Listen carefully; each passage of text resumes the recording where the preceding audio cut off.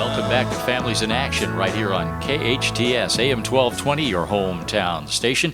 Today we're talking with our special guests, Tom and Alice Reynolds, and we're talking about the 10th anniversary of the Youth Grove Memorial and the Evening of Remembrance.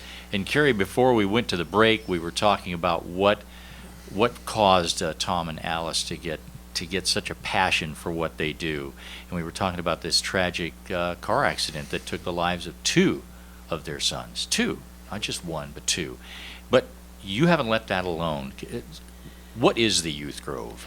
The Youth Grove came from a young teenager who had several of her friends killed in car crashes, and she said, she was tired of that, and her and her mom came up with the idea and went to Frank Perry and had this idea, and he came to the Blue Ribbon Task Force, who we were a part of, and said, we have this idea, what do you guys think of? Blue Ribbon Task said, yeah, we like the idea. We formed a subcommittee, and we worked for 4 long years, getting an architect, raising money, and finding a site. And the site we found was up at the top of Central Park over on Bouquet, and came up with the idea of tree stumps representing the youth of the valley that have been killed in traffic-related incidences. So it doesn't have to be drug or alcohol related. It can be walking across the street and hit by a car. It can be on a motorcycle. It can be an off-road crash, and it can be the youth of our valley. So anyone up to the age of 24. So the tree stumps represent a life cut short. In other words, it's a beautiful area where trees are growing 60, 70 feet tall, and these tree stumps represent the life of a child cut short, never to grow to their potential. And the top of the tree stump is a brass plaque with their name and their forever age. In other words, forever 15, forever young, forever 15. And when they go through it, it's horrible when they start saying any names, but there's some real young ones there. Yeah, we have, I think, the youngest is 6. Yeah. Oh my goodness. And that is, it's hard. It all breaks your heart, but Yeah. when you hear 6 years old, it's just like, come on. Yeah. And we call them car crashes, not Yeah, I was going to accidents. correct Mike with that. He said accident. No. We call them crashes, Yes. because they can be prevented. You're driving 100 miles an hour. You don't need to be driving 100 miles an hour. Right. Yeah. John Lutz from the California Highway Patrol was trying to correct me Yes, about that. yeah, And yeah. Unfortunately, John, I'm sorry. It didn't stick very well, but I'll try to do it. Yeah. I got it this time, didn't I? You did. I did good. You did. And the city, one of the things that I like about the Youth Grove is that the city's made it interactive. So they had the iPods. I don't know what they're doing now, or if they're still using them, but you could actually find out personal information about who's there, Yeah. and it makes it so much more impactful by doing that. Right. And it's also become a wonderful place for schools to bring kids to say, look, you don't want to end up here. Right. When we built it, a lot of the ideas was to promote a safe and centralized location for the youth of our valley and community members to go and remember youth. A lot of the parents had their children cremated, so they don't have a cemetery to go remember them. Right. So it's a place where they can go remember. Also, as an educational piece where schools can go and use it for education. Every 15 minutes go there. Also to promote safe driving. Also, a lot of the kids you have roadside memorials that are unsafe. So we actually want them to go there and use that as a place to remember kids rather than the roadside memorials. But also we want to promote parents to take their kids that are about to drive, go up there and show them all those names and say, look, this is what happens when you're not paying attention, you don't make good choices behind the wheel. This is what happens. And So- all it takes is a couple of seconds. Yes, And so- your world can change You completely. turn your head, Exactly. you text, you pick up the phone, you drop something. Yeah. Whatever the deal is, you're driving, especially these kids, when they're driving by themselves, it's dangerous enough, but add somebody and then add a couple more and some music Yeah. and the distractions. Mhm. Before you know it, it's like, oops, and Yeah. bad things And can all those, happen. a lot of those kids are there for those reasons. Yeah. Absolutely. I was going to, no, let's go on break. This is Families in Action on our hometown station, AM 1220 KHTS. Welcome back to Families in Action on our hometown station, AM 1220 KHTS. I'm Cary Quashen, along with my co-host Mike. Mike, Yes, Cary. I love when you guys come on the show, but like last night I was thinking, oh boy, the show tomorrow. I mean, it just kind of tears at your heart, you know. Yeah. Any way you look at it, it does, huh? It does. It sure does. And you know, I don't think we can overstate how important the Youth Grove is. I mean, it sits up there kind of on its little lonesome there in the. On No one that little knows what it corner. is until right. But you know what? I've seen the power that Oh, yeah. little spot has, and the impact that it makes, and it really brings home. You know, we can sit here and talk about safe driving for teens and adults too, but the fact of the matter is, if you go to the Youth Grove and you look there and you see people who have been victims of either their own. They either made a mistake on their own or they were hit by somebody else, Right. or whatever the case may be, but it brings it home, and it brings it home in a powerful, powerful way. That's why the Evening of Remembrance is so special. It is, and we're not going to get into statistics and all that, but I will say that one of the leading causes of death for teenagers is car crashes.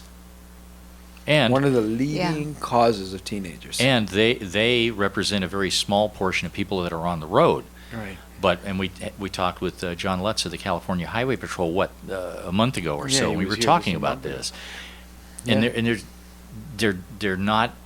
They don't have enough experience behind the wheel, so their reaction time is very much slow. And I'll repeat something John said in the statistic that we saw that the teens don't want to hear. But the fact of the matter is, because they don't have the experience behind the wheel, their reaction time is about equivalent to that of a senior citizen who's Correct. had driving experience, Right. but their reaction time is slowed down because of their age. And that's what's happened. That's what happens to teens. So when you couple that with texting, talking on the phone while you're driving. And by the way, I hate to say it, but I believe that almost all kids does that. I mean, they text and make phone calls. They just do. I got this new phone, and you know what I'm now doing? I'm leaving it on what you call driving mode. It doesn't allow people to call me when I'm okay. driving or text me. It sends them a text saying, I'm driving, try and call back later. Oh, very That's good. great. Yeah, That's it's good. really pretty cool. And the first couple of days, I was like, I don't want to do this, but you know what? Yeah. I need to stay responsible because if somebody calls me, I'm going to answer it. Yeah. I try when we do community court for the kids, I always tell them the best thing is to put that phone in your glove compartment Right. or in the trunk Yeah. and take that temptation away. It's the best thing because they're too tempted to, when it rings, they want to pick it up or they want to respond to that text, and it's just too Yeah, tempting. it's too Just tempting. Take it away, put it in the glove compartment, put it in the trunk. I was driving on the freeway yesterday, home late last night, but I'm driving on the freeway and I looked to the right, and you know how you get to those real close, whoa, there's a car there, and your heart skips a beat? And that happens quite a lot to everybody, and then I think about my kid. It's like, oh, so it's just a frightening deal. Yeah. And by the way, and the reason I said that is because as parents, I believe that we are role models for our children. And I'm seeing a lot of people just, really recklessly driving with children in their car. And the message is, these kids, they learn by what we do. Absolutely. Like it or not, when we say things like, "Hey, do what I say, not what I do," they do what we do, not what we say. Absolutely. So as parents, we need to be the role model. We need to be the example we want from our kids. Yep. Your kids are watching you drive from From when they're born. From they're born, and they're watching how you're driving and behaving in that car. Exactly. Tom, you were going to say something? Well, I was going to say, they're sitting behind you for 15 years watching everything you do and picking up every bad habit that you have. Yeah. And whether it's, using a GPS on your phone or talking on your phone or, trying to get music or anything else, it's a distraction. And at 50, 60 miles an hour, which is the speed around town, things happen in a microsecond. Yeah. And by the way, once it happens, it's done. Yeah. We can't take back time. Can't take it back. It's not a do-over. It's not a do-over. So it's always better to be safe than sorry. If I'm driving and the light's ready to turn red, I'd rather slow down than speed up. It's just safe. It's just safe business. Yeah. No, I told this story when John Lutz was here from the Highway Patrol, and I was talking to Tom and Alice before we went on the air, and I relayed this story, but this is a perfect opportunity to mention this. When our son was in high school, he had a friend, a female friend in school, who had just gotten her driver's license, and so they offered us a ride from our house to a short ways down from our house. And one of the first things that my wife and I noticed when we were in the back seat was she had a bad habit I of remember this driving story, up yeah. really fast to the intersection and then slamming on her brakes right up to within a foot or so of the car in front of her.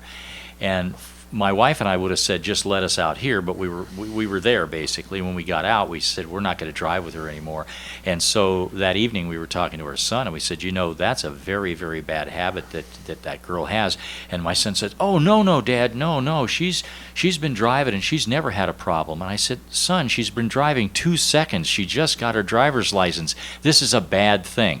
A week later, our son came to us and said, guess what happened to my friend? She rear-ended a car at an intersection. And I said, well, I hope she wasn't hurt, but Go figure. I hope she learned something from that. Yeah.